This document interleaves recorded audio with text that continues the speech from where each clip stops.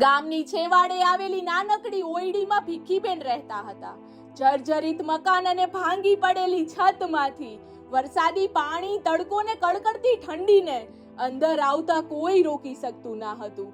ગઈકાલે જ એક બેદરકાર બાઇક ચાલકે કાળવા ચોકમાં તેમને નીચે પછાડી દીધા, જેને કારણે તેમના પગમાં દર્દનાક ઈજા થઈ હતી.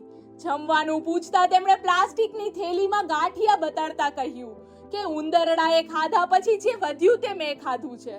મેં તેમને જરૂરી વસ્તુથી ભરેલી રાશન કીટ આપી ત્યારે તેમણે કહ્યું કે જ્યારે તમને આવતીકાલે જમવા મળશે કે કેમ એ ખબર ના હોય ત્યારે જીવન જીવવું ખૂબ જ મુશ્કેલ લાગે.